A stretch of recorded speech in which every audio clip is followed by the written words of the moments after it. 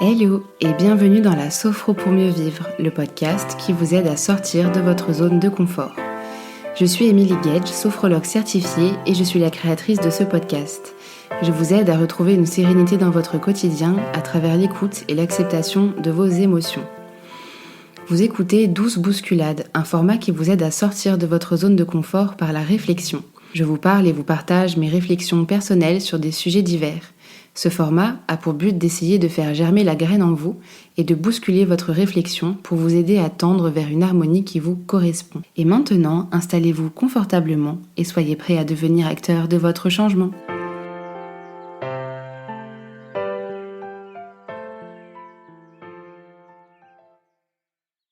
Hello! J'espère que vous allez bien. Une intro hyper dynamique parce que ça fait 2 mois que nous ne nous sommes pas parlé, vous et moi. Il me semble que si je dis pas de bêtises, le dernier épisode c'était le 30 mai. Nous sommes à l'heure où j'enregistre l'épisode le 27 juillet, donc ça fait quasiment 2 mois. Et il s'est passé beaucoup de choses. C'est pourquoi cet épisode a pour but un peu de faire un bilan. Parce que pendant ces 2 mois-là, c'était mon anniversaire. J'ai eu 25 ans, le fameux quart de siècle. Et c'est typiquement à travers le podcast, le format du podcast, que nous pouvons parler un peu plus en profondeur, vous et moi. Et c'est quelque chose qui me tient très à cœur parce que quand on est, à mon avis, dans le métier de l'accompagnement, on pense à tort et à travers qu'il faut mettre une distance entre le praticien et la personne qui est accompagnée. Je trouve que cela est très vrai. Pour autant, je trouve aussi que c'est important d'avoir de l'humanité. Et que derrière un praticien, il n'y a pas que un praticien ou une praticienne, il y a aussi un humain qui vit des choses. Et quand c'est bien fait, ça peut aussi permettre de faire le lien entre la personne accompagnée et le praticien, c'est ce qu'on appelle un peu l'alliance thérapeutique, tout ça. Donc du coup, si j'ai envie de vous parler de tout ça aujourd'hui, de prendre le temps de le faire, c'est déjà parce que j'en ai envie. Ensuite, parce que le format du podcast le permet. Je sais aussi que les personnes qui l'écoutent sont intéressés par ce qu'on peut amener comme sujet, vous et moi, et que c'est vraiment un peu comme une safe place. Et je trouve que faire un bilan sur ce quart de siècle-là, le mien en l'occurrence, est plutôt intéressant parce que j'ai pas mal de choses à vous partager, pas mal d'expériences, pas mal de prise de conscience, toujours en rapport d'ailleurs avec les sorties de zone de confort. Si cet épisode a sa place ici, aujourd'hui, c'est justement parce que ça a sa place dans les sorties de zone de confort et qu'en l'espace de 2 mois, j'en ai fait beaucoup. Et j'aimerais du coup vous les partager pour que ça puisse vous inspirer ou vous servir tout simplement. Donc du coup, c'est le sujet de l'épisode d'aujourd'hui. Voilà, alors si vous voulez l'écouter maintenant tout de suite, que vous êtes en mesure de l'écouter, je ne sais pas ce que vous faites, mais prenez un café, un thé, la boisson que vous aimez le plus, installez-vous confortablement. Si vous êtes au volant, restez quand même concentré sur la route. Bref, prenez le temps qu'il vous faut, celui dont vous avez besoin pour écouter pleinement cet épisode et on va passer un petit temps ensemble.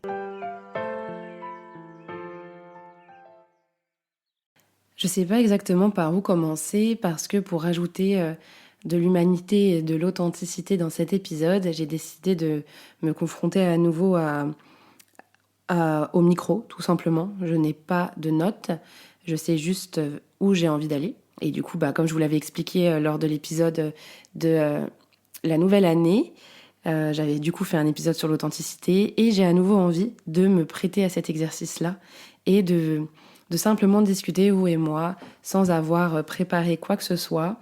À côté de moi, j'ai un petit chat Happy qui est turbulent. Ça rajoute encore un peu plus d'authenticité à tout ça. Si vous entendez des bruits, sachez que c'est le petit chat à côté qui a aussi envie de parler au micro. Mais bon, donc je ne sais pas exactement où va aller cet épisode. Par contre, j'ai envie de vous partager à peu près toutes les sorties de confort que j'ai vécues récemment, qui du coup pour moi serait un bilan, mais avec une volonté de vous partager les expériences que j'ai eues. Parce que tout le monde me dit oui Émilie, ça y est, tu as un quart de siècle, comment tu vis ça, tout ça, tout ça. Et j'ai pas vraiment réfléchi à tout ça, figurez-vous. Parce que pour moi l'âge, il définit pas grand chose en fait, ni ce qu'on fait, ni ce qu'on est. Pour autant, ce serait vous mentir de dire que je me suis pas questionnée sur moi et sur où je me positionnais dans ma vie, comment je me sentais, un peu à certains âges précis. Souvent, on est amené à faire le bilan. Et donc, malgré moi, je me suis un petit peu questionnée sur tout ça. Et j'avais envie, du coup, de vous partager cela pour que ça puisse vous inspirer. Le premier sujet que j'avais envie d'aborder avec vous, c'était l'entourage. Je me suis rendu compte que j'étais quelqu'un de très bien entouré. En vous en parlant d'ailleurs, c'est quelque chose qui me touche beaucoup. Parce que quand je vois mon entourage il y a quelques années, quand j'étais encore étudiante, et que je le compare malgré moi à les personnes qui m'entourent aujourd'hui, je suis très reconnaissante de pouvoir être entourée de plein d'amour, plein de bienveillance, qui nous aiment pour ce qu'on est. Et je pense que c'est en partie grâce à mon entourage que j'ai réussi à évoluer de cette façon-là. On dit souvent que l'entourage fait beaucoup, ou qu'on choisit pas sa famille, ou justement qu'on la choisit. Il y a plein de choses qui sont dites à ce sujet-là. Et moi, j'aurais plutôt envie de vous dire que la vision que j'ai par rapport à ça, c'est que j'ai choisi ma famille. Mes amis sont ma famille, une autre forme de famille, bien évidemment, mais ils sont tout autant importants pour moi. C'est des gens qui sont là quand j'en ai besoin, et inversement. C'est du vrai win-win, sans attente, sans conflit, parce qu'on communique. Et du coup, ça fait que quand on exprime un besoin correctement, il est entendu. Et quand il est entendu, il est considéré. Et quand il est considéré, on se sent considéré. Et quand on se sent considéré, on développe l'amour de soi. C'est pour ça que je pense que mes amis sont en grande partie responsables de la personne que je suis aujourd'hui, parce qu'ils m'ont permis de me laisser de la place, d'être qui j'étais. J'espère d'ailleurs que j'ai pu aussi le faire pour eux. Donc ça, c'est quelque chose que je voulais vous partager parce que ça amène un sujet similaire par rapport à mon anniversaire que j'ai vécu cette année. J'étais très contente parce que j'ai exprimé un besoin. J'ai exprimé le fait d'avoir envie de le faire avec une petite communauté, des personnes avec qui j'avais vraiment confiance, et pas une cinquantaine de personnes, comme on peut le faire quand on est dans un bar, par exemple, ou ce genre de choses. J'avais vraiment envie de le faire en petit comité, de façon un peu intimiste au final. J'avais aussi exprimé le fait que j'avais pas envie d'organiser quoi que ce soit. Et ces personnes-là ont totalement compris, ils s'en sont occupés, ce qui fait que la charge mentale n'était pas là. Il y avait vraiment cette sensation d'être en confiance et de se laisser porter. À l'intérieur de moi, je savais très bien que, vu que c'était fait avec le cœur, ce serait forcément bien, finalement. Et ça n'a pas manqué, parce que j'ai pu faire plein de choses. La première chose, c'est que j'ai sauté en parapente. Vous avez sûrement dû le voir sur les réseaux, j'ai partagé une photo le jour de mon anniversaire. J'ai pu me retrouver face à l'immensité des montagnes du massif des Vosges, pendant que mes amis m'attendaient en bas parce qu'ils m'ont accompagné le faire. Donc, il y avait vraiment cette sensation assez particulière de se sentir entourée, parce que ces personnes-là ont envie de me voir sauter en parapente. Et puis moi, toute seule en haut, qui ne se soucie de rien à part de soi-même au final. Et encore une fois, ça renforce beaucoup l'estime de soi.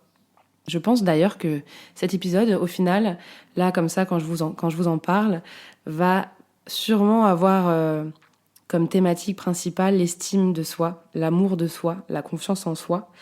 Parce que finalement, toutes les sorties de zone de confort, que je vais vous partager ont ça en lien. Sauter en parapente, c'était quelque chose, je pensais que ça allait me stresser, et au final, ça m'a pas du tout stressé. J'ai pris les choses comme elles venaient, dans l'instant présent, et je me suis même pas dit qu'est-ce que j'allais faire en haut, comment ça allait se passer. J'étais dans la contemplation. Et c'est quelque chose qui est très en lien avec la sophrologie. Je me suis rendu compte du coup que je l'appliquais à moi-même. C'était assez agréable, un côté assez méditatif, d'être seule face au reste du monde, d'être dans le silence et d'observer la nature. C'était quelque chose que j'avais envie de faire. Il y avait vraiment la volonté chez les personnes qui m'entouraient que tout se passe bien. Et encore une fois, ça cultive l'image qu'on a de soi. Accepter de recevoir les choses, c'est aussi une forme de sortie de zone de confort. Parce quand on n'est pas habitué à recevoir des choses, parce qu'on pense à tort et à travers, ou de manière consciente ou inconsciente, qu'on ne le mérite pas, et commencer à se dire qu'on le mérite, c'est déjà un très grand pas. Ensuite, le plus gros sujet, la plus grosse sortie de zone de confort qui s'est faite le premier week-end de juillet. Vous l'avez sûrement vu passer sur les réseaux également, je vous l'avais un peu partagé, mais j'en ai pas énormément parlé non plus. Je suis partie en tant que sophrologue intervenir au Musée de l'air et de l'espace à Paris, au Bourget. Pendant une soirée, on m'a demandé de venir faire de la visualisation positive au planétarium du Musée de l'air et de l'espace. Alors, depuis quelques mois, je travaillais avec le planétariste pour écrire le texte de la visualisation, parce que ce n'est pas que de la visualisation positive, méditative, telle qu'on l'entend en sophrologie, c'est aussi de la vulgarisation scientifique. Donc il fallait aussi se mettre d'accord avec le planétariste. Le but, en fait, c'était de créer une expérience sensorielle unique. Ça n'a pas encore été fait en France. Donc c'était la première nationale, on peut dire ça comme ça, le 9 juillet dernier. Je sais que certaines d'entre vous sont venues me voir, sont venues me rencontrer. C'était d'ailleurs super chouette. D'autres n'ont pas pu venir pour plein de raisons. En tout cas, sachez, je fais une petite parenthèse, que cela va pouvoir se reproduire. Donc ça, c'est très chouette. Pourquoi c'est ma plus grosse sortie de zone de confort ? Parce que c'est ma première grosse intervention dans une institution, tout simplement. Je suis pas venue en tant qu'Émilie, je suis venue en tant que sophrologue certifiée, venant délivrer un exercice, une pratique, un savoir-faire. Et c'était quelque chose de super chouette d'y aller vraiment toute seule. C'était vraiment ça en fait, c'était je prends le train de Strasbourg à Paris et j'y vais pour le travail et uniquement pour le travail.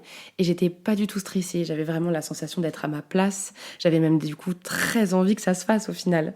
Et ça s'est déroulé comme sur des roulettes. C'était une expérience incroyable d'avoir vraiment la sensation d'être à sa place, de savoir pourquoi on le fait. À ce moment-là, j'ai vraiment su pourquoi je faisais ce métier-là en fait. Simplement pour transmettre. Le musée de l'air et de l'espace, c'était ma plus grosse sortie de zone de confort parce que il y avait une partie de moi qui me disait mais pourquoi moi? Pourquoi, ça c'était au tout début, c'était il y a quelques mois.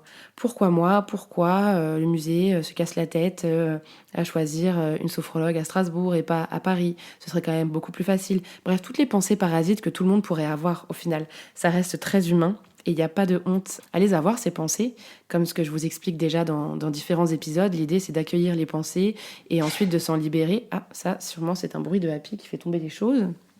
Bref, donc l'idée c'est vraiment, j'ai accepté ces pensées-là, ces pensées qu'on pourrait dire un peu parasites, et je m'en suis ensuite libérée pour vraiment me sentir légitime. Et cette légitimité, elle s'est du coup ressentie dans mon travail, dans ma présence, dans ma posture aussi professionnelle. Et j'ai appris beaucoup de choses. Et là, il y avait plus ces pensées parasites qui me disaient « Bah, 25 ans, pourquoi toi, t'as pas l'expérience ?» Non, non, non. J'avais, à l'inverse, des pensées hyper positives. Un sentiment de fierté, de me dire que justement, j'étais très fière de moi de faire ça à 25 ans, parce que personne d'autre ne l'a fait. Et il n'y a pas de honte, en fait, à se valoriser. C'est pour ça que je vous en parle vraiment en toute transparence, parce que j'aimerais pouvoir vous aider à vous valoriser aussi. Peut-être même que vous le faites déjà et du coup, vous pouvez être super fiers de vous finalement. Et il ne faut pas avoir honte de soi. Et les pensées parasites que j'avais eues au début, elles me transmettaient de la honte. La honte de plein de choses, alors qu'au final, il n'y avait que du beau dedans. C'était une expérience super et il fallait pas la rater, au contraire, il fallait la saisir. Avoir fait cette expérience m'a énormément appris sur mon travail, sur ce que je voulais faire, ce que je voulais transmettre, ce que je voulais donner, la posture, ma façon d'échanger avec le public, avec les institutions. Et c'était incroyable.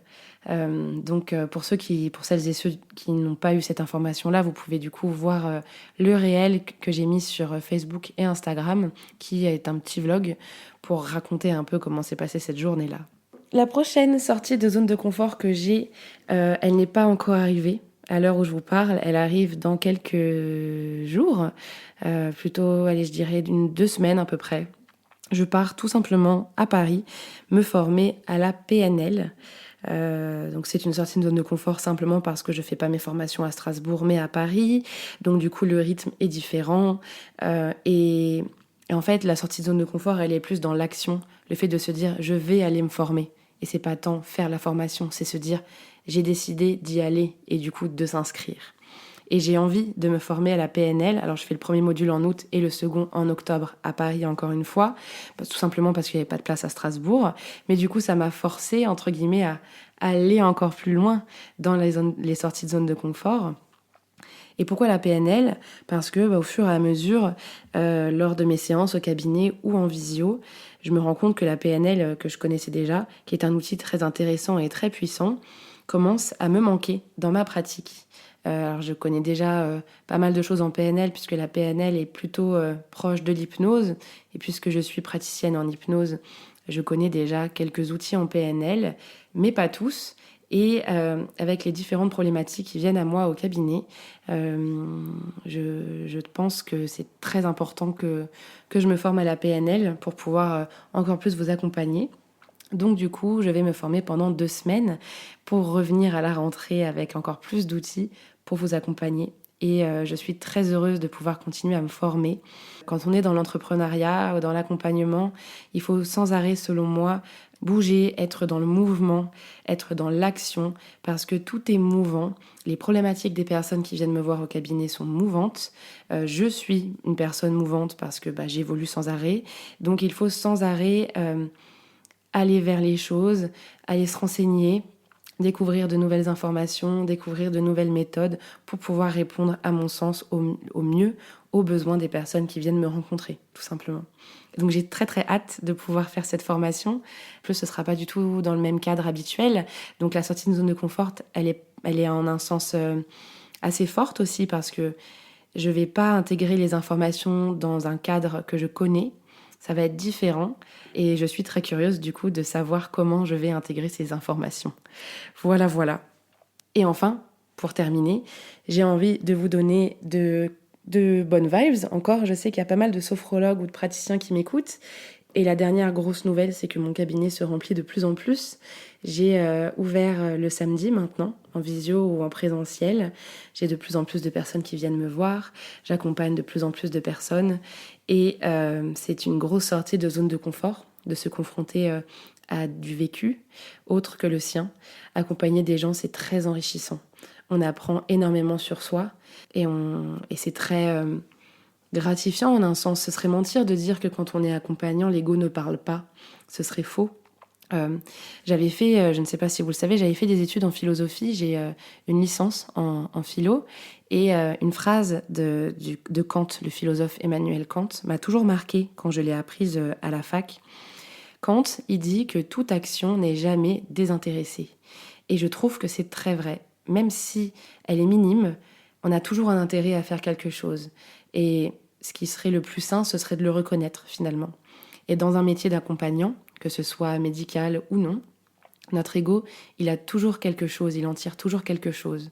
Ce serait malsain de dire l'inverse. Donc, bien évidemment que c'est enrichissant pour moi d'accompagner les autres et que j'en tire une certaine reconnaissance, mais je ne fais pas ça pour ça. Bien évidemment, c'est quand même là.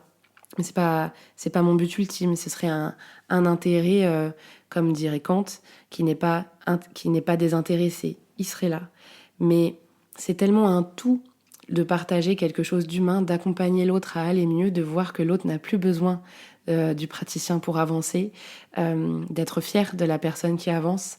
C'est un tout au final. Et c'est pour ça que je dis que la thérapie, c'est quelque chose d'humain. C'est un partage. Ça se vit.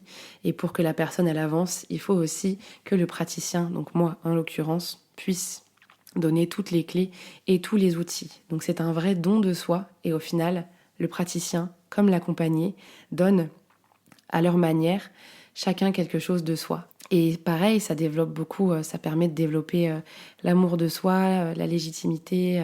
Donc pour mettre un terme, entre guillemets, à cet épisode, le quart de siècle, le fameux bilan, si je devrais le résumer en un mot, ce serait un petit peu compliqué pour être honnête, mais en une phrase, oui.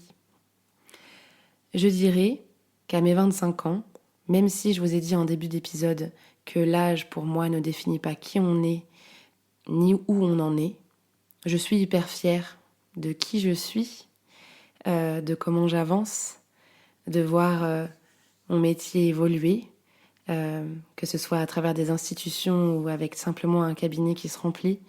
de voir des gens qui évoluent, qui grandissent tout autant que moi, à leur façon, à leur rythme. Ça me réjouit. Et je me rends compte que je suis quelqu'un qui aime l'humanité. Je suis quelqu'un qui aime transmettre, qui aime partager, qui aime discuter, qui aime échanger, qui aime donner, qui aime recevoir, qui aime pleurer, qui aime rire, qui aime être en colère, qui aime triste, qui aime faire du sport. J'aime ressentir la vie et dans mon cabinet, il y a de la vie et les actions que je fais, c'est de la vie. Et sortir de ma zone de confort, c'est une forme de vie puisque c'est du mouvement et le mouvement, c'est de la vie. Et donc à travers cet épisode, j'avais envie tout simplement de vous transmettre de la vie et s'aimer, recevoir, communiquer, exprimer ses besoins, accepter de faire des choses, c'est aussi vivre et c'est en vivant qu'on apprend et qu'on grandit. Et voilà, la conclusion que j'ai à vous transmettre, c'est que quel que soit l'âge qu'on a, tant qu'on accepte d'être dans le mouvement, de se tromper, d'échouer, de réussir, de faire 4 pas en arrière, 4 pas en avant, on grandit quand même. Et aujourd'hui, j'estime que je grandis. Je grandirai certainement encore, c'est évident. C'est même pas certainement, c'est évident. On grandit à chaque instant. Mais je suis fière du mouvement, des mouvements que je mets en place pour me rapprocher de celle que j'ai envie d'être, tout simplement. Donc voilà, je pense qu'on a bien discuté, vous et moi. Je suis contente d'avoir discuté avec mon cœur. Ça me touche beaucoup, ça doit s'entendre un peu à ma voix. Mais j'avais envie vraiment de vous transmettre tout ça parce que je sais que vous m'écoutez et que ces choses-là font écho en vous. N'hésitez pas à me partager ce qui vous met en mouvement, ce qui vous donne envie de vivre, même vos difficultés. Vos difficultés aussi font partie de la vie. N'hésitez pas à les prendre en compte pour pouvoir les faire grandir elles aussi. Des difficultés ne sont pas tout le temps des difficultés. Quand on les fait grandir, elles deviennent des réussites. Donc, autorisez-vous à m'exprimer tout ça. Laissez-moi un commentaire, mettez 5 étoiles, partagez cet épisode à tous les gens qui souhaitent avoir des good vibes. Et je vous dis à très vite pour un prochain épisode. Je ne sais pas encore si je vais le sortir cet été du coup puisque je serai en formation, mais peut-être que si. Ce sera la surprise et j'espère qu'on sera encore dans toutes ces good vibes. Je vous fais plein de bisous. Merci beaucoup de m'avoir écouté et à très vite. Je vous remercie d'avoir écouté cet épisode jusqu'à la fin. Si vous souhaitez en savoir plus sur la sortie de zone de confort ou si vous souhaitez pratiquer la sophrologie pour vous aider dans votre quotidien, vous pouvez me contacter sur Instagram sous le nom de sophro-vie ou sur mon site internet sophrovie.fr. N'hésitez pas à mettre un petit avis ou 5 étoiles sur Apple Podcast ou à vous abonner. Vous savez à quel point c'est super important et en plus cela me permet de savoir si effectivement ce podcast vous plaît. Je vous dis à dans 2 semaines et jusque-là, prenez soin de vous.